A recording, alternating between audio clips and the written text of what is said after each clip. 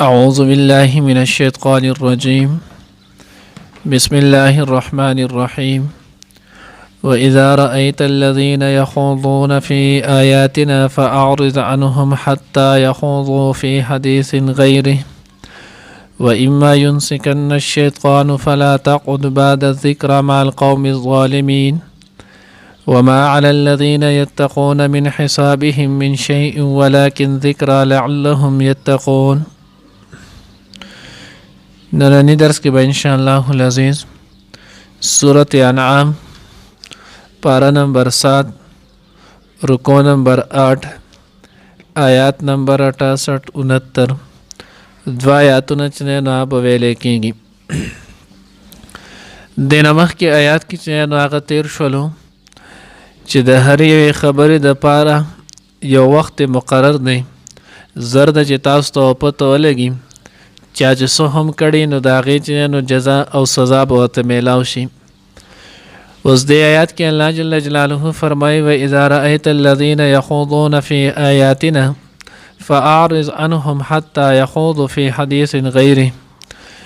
کله چې تاسو وینئ هغه کسان چې د هغوی بحث کوي مشغولیږي زموږ په آیاتونو کې نو تاسو مخ واړوئ د هغوی نه تر دې چې د هغوی لګیا شي په نورو خبرو کې.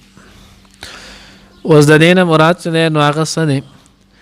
نو دې کافرانو به په خپل مجلسونو کې مختلف طریقې سره چې دی نو هغه دین اسلام او د قرآن احکاماتو پورې به دوی مذاقونه کولو. لکه مثال په طور کې کله به دوی ناست ول نو د صورتونو پورې به یې مذاق کولو چې دا صورت بقره ده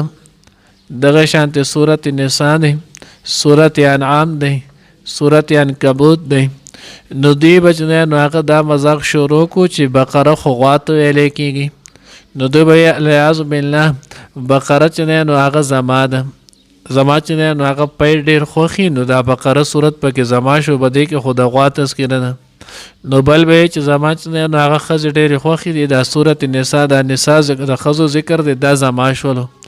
نو بل به دا څنګه کلام دی په دې کلام کې چې نو هغه خو د څه دی د جولا چې نو هغه تذکره کېږي په دې کې د جولاګانو ذکر دی. نو دا قسم چې نو هغه مذاق او استهزاء به یې کوله.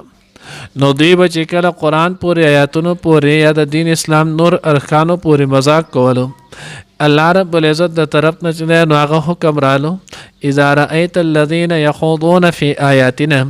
کله چې نو هغه تاسو وینئ هغه کسان چې د هغوی باس کې زموږ په آیاتونو کې مذاق کوي د هغې سره تاسو د دغې نه مخ واړوئ. اوس الله جل جلاله تر د قیامت پورې دا حکم چې نو هغه مسلمانانو ته راولېږلو چې تاسو داسې مجلس مه اختیاروئ داسې مجلس کې مه کښېنئ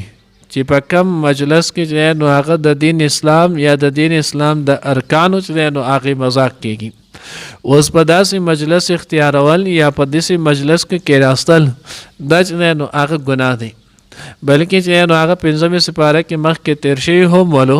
که تاسو کېناستئ او دغه مجلس مو اختیار کو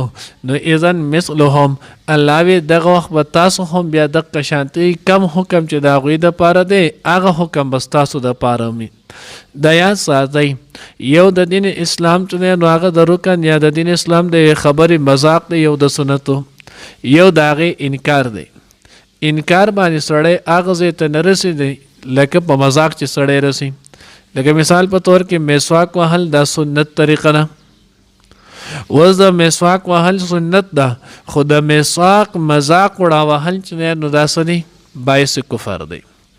پیسې اوچتول دا سنت طریقه ده سنت مؤکده لازمي دی چې نه هېڅ ورته دغه پیسې به چې نو هغه دغه پټکې چې کم پیسو نه ښکته ول پټ ول پکې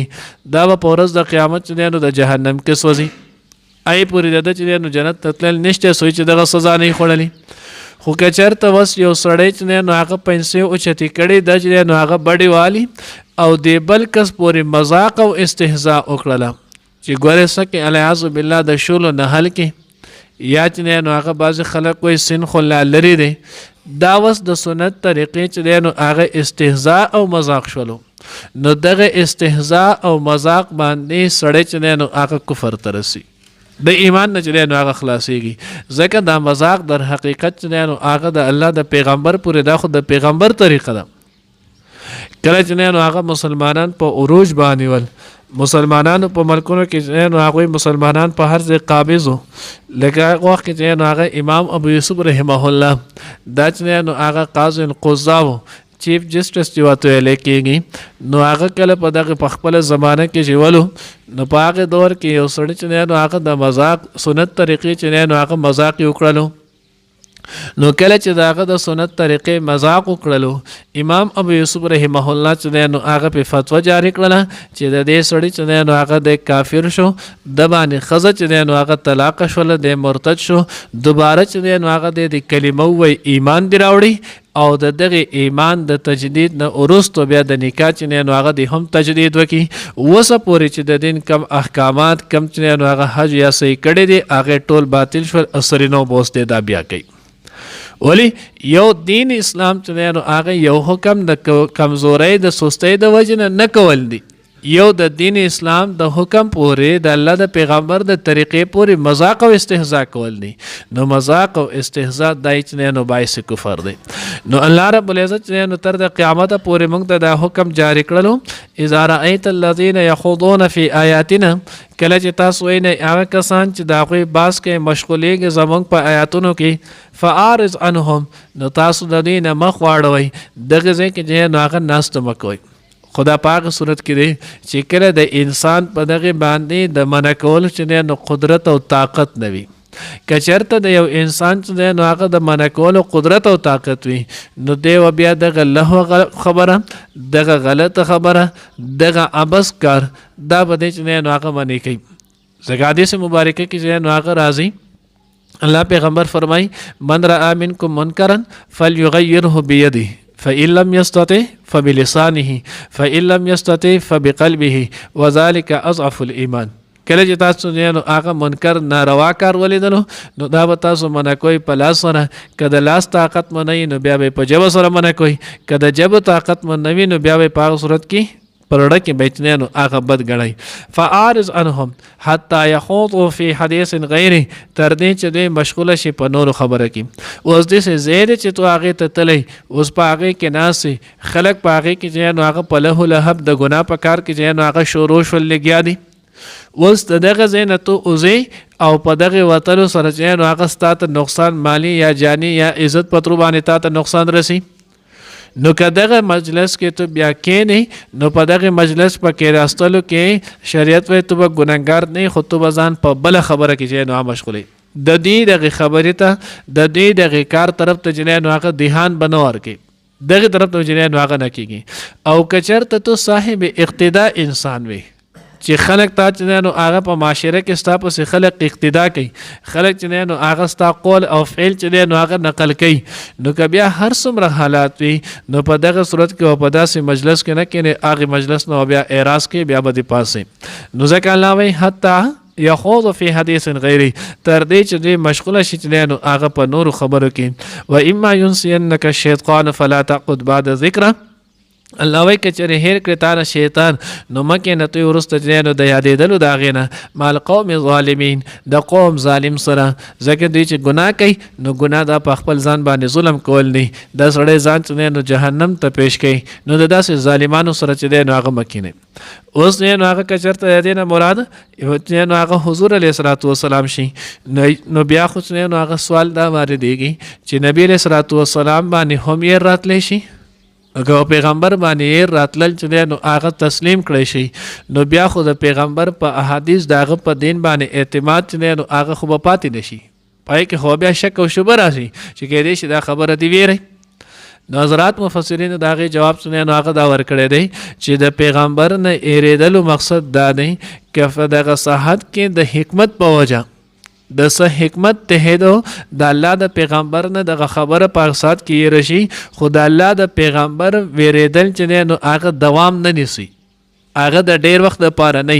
د الله رب العزت د طرف نه ورته ډایرکټ چې نو وحي راځي او تنبیه ورته راځي، نو د الله د پیغمبر نه د حکمت تهیدو لږ صحت دپاره چې نو هغه یېرېدلی شي، خو مستقل یېر چې نو هغه پې نشي راتلی، ځکه الله رب العزت د هغوی ته اطلاع چې نو هغه د وحي په ذریعه باندې کوي، وحي ورته وشي او په هغې ورته تنبیه کېږي، نو دقه نه دی.